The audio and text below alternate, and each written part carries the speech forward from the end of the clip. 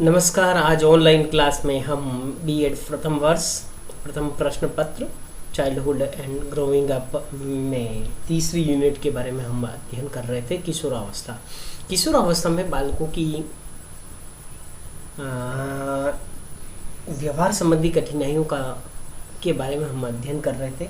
तो हमने कल पढ़ा था कि व्यक्तित्व एकीकरण संबंधी कठिनाई के बारे में हमने अध्ययन किया था कि उस समय हमें किन किन प्रकार की समस्याओं को, यानी युवाओं को, किशोरों को किस प्रकार की समस्या का सामना करना पड़ता है। तो हमने ये जाना था कि किस प्रकार हम उन कमियों को जानकर, अब कमियां, कठिनाइयां हमारे सामने, समस्याएं हमारे सामने मौजूद है, तो उनका समाधान भी हमें ही करना है।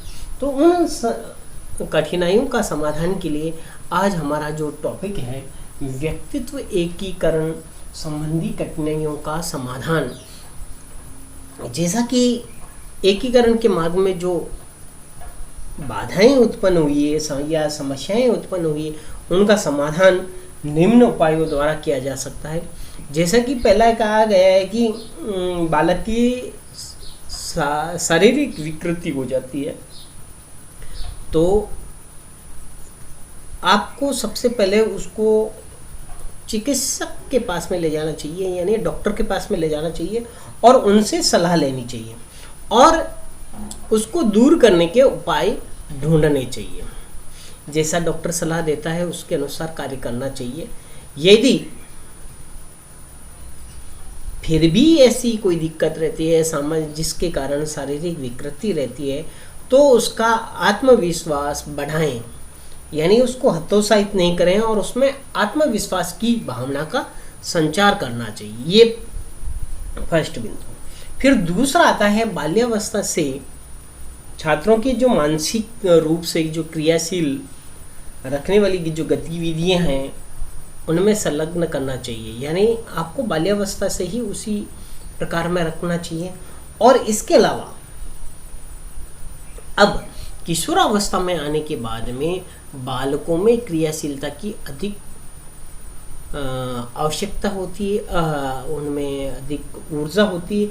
उसका उपयोग हम उनकी मानसिक क्रियाशीलता का उपयोग करके, यदि हम उनका उपयोग नहीं करेंगे तो वो गलत तरीके से गलत रास्तों पे चले जाएंगे। इसलिए उनका सही तरीके से हम उपयोग करें तो वह एक अच्छा उदाहरण समाज के सामने प्रस्तुत होगा। इससे क्या होगा कि छात्रों की रुचि के आधार पे हम उनको कार्य दें, जिससे क्या होगी, उनकी शिक्षण अधिगम में कोई दिक्कत नहीं हो। फिर आता है किशोरों को समूह में कार्य प्रदान करके, कभी इंडिविजुअल उनको कार्य न दे के आप सामूहिक रूप से उनको कार्य दिए, और उससे क्या होगा, उनमें संवेगात्मक स्थिरता का विकास होगा।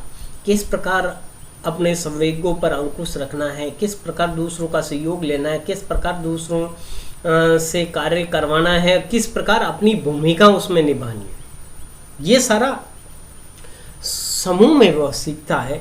इसके साथ में शिक्षक को भी चाहिए कि किशोरों के सामने अपना जो व्यवहार है वह आदर्श रूप में प्रस्तुत करे, बहुत ही अच्छा, क्योंकि आदर्श के आधार पर किशोर क्या करते हैं, उसका अनुकरण करते हैं, और उसका अनुकरण करेंगे इसलिए आपको चाहिए कि वह उसके सामने आप एक आदर्श व्यक्तित्व का प्रतिबिंब दिखाई दे। इसके बाद में किशोरों के संबंध में यदि विरोधी विचारधाराएं हैं आपके दिमाग में, तो या स्थितियां उत्पन्न होती है, तो उसको हम उचित निर्देशन और उनको मार्गदर्शन दें, यानी उनको सही दिशा में उनको सलाह दें कि भाई ये गलत है और ये सही है। इस प्रकार की प्रवृत्ति का विकास करें और हमें बालकों के सहयोग के लिए तत्पर रहना चाहिए। और इस प्रकार के विरोधी विचारधाराओं को, यदि बालकों के कोई विरोधी विचारधारा है तो उनको सुनकर उनको दूर करने के उपाय करने चाहिए। इसके साथ में ही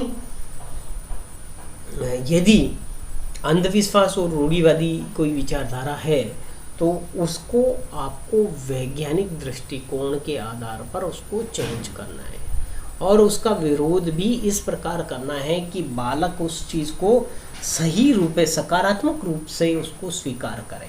इसके साथ में ही किशोरों के नैतिक विकास के मार्ग के लिए भी हमें उनको प्रेरणा देनी चाहिए, और अनैतिक मार्ग के होने वाले दुष्परिणाम और उनसे होने वाली हानियों और उसके बुराइयों के बारे में उनको अवगत कराया जाए। इसके साथ में ही किशोरों के चारित्रिक विकास के लिए साथी समूह सबसे सर्वोत्तम है, और साथी समूह के को अभिभावक और शिक्षक दोनों मिलकर उसको तैयार करें और उनको हर समय निर्देशन एवं परामर्श देते रहें, जिससे क्या होगा कि वह साथी समूह समाज के लिए हितकारी होगा और उसमें सर्वांगीण गुणों का विकास होगा। इसके साथ में ही किशोरों के अंतर्गत संकीर्ण विचारधारा ना आए, इसके लिए उसमें व्यापक दृष्टिकोण का होना आवश्यक है। इसलिए हमें उसमें व्यापक दृष्टिकोण का विकास करना है। इसी के साथ में है हमें दार्शनिक विचारधारा, जैसे आदर्शवादी विचारधारा है जिसमें सामाजिक एवं उपयोगी दार्शनिक विचारधाराओं को प्रस्तुत करना चाहिए, और इनको प्रस्तुत करने के बाद में अपने विचार बहुत ही सही ढंग से प्रस्तुत करने चाहिए, जिससे बालकों को किसी प्रकार की असमंजस की स्थिति ना बन पाए। तो आज का हमारा जो टॉपिक था वह यहीं समाप्त होता है। तो इस प्रकार किशोरों के सामने जो आने वाली समस्याएं थी, यह टॉपिक हमारा यहीं समाप्त होता है। और मैं आप सभी को बीएड प्रथम वर्ष हो या अन्य कोई भी छात्र हैं, तो आप सभी से यही हमारा अनुरोध है कि कोविड-19 के कारण वर्तमान में आपका शैक्षिक सत्र ऑनलाइन के माध्यम से ही अध्ययन हो पा रहा है। तो आप अभी बहुत लगभग 60 या 65% लोग ही इसका लाभ ले पा रहे हैं। जो लोग इससे नहीं जुड़े हैं, हम आपसे अनुरोध करते हैं कि आप अधिक से अधिक इसका लाभ उठाएं। आप अभी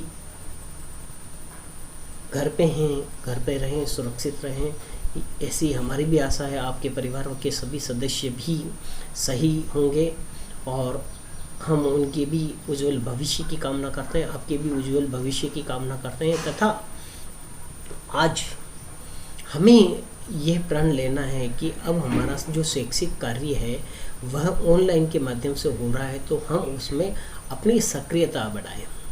आप यदि सक्रिय रहेंगे तो हम लोग भी अपनी कमियों को समझकर उसे दूर करने के उपाय ढूंढ पाएंगे। और आप आज हो सकता है कि यूनिवर्सिटी निर्णय ले ले कि आपके जुलाई में एग्ज़ाम है, तो फिर आप क्या करेंगे? इसलिए आपकी जितनी भी क्लासें हो रही हैं, आप सभी उसमें बढ़ चढ़ कर भाग लें और अपनी उपस्थिति भी उसमें दर्ज कराएं, ताकि आपको भी दिक्कत ना आए और हमें भी दिक्कत नहीं आए। इस प्रकार आप अपना इस कोविड-19 में हमारा सहयोग करें, हम आपका सहयोग करेंगे और आपके उज्जवल भविष्य की कामना करते हैं। जय हिंद, जय भारत।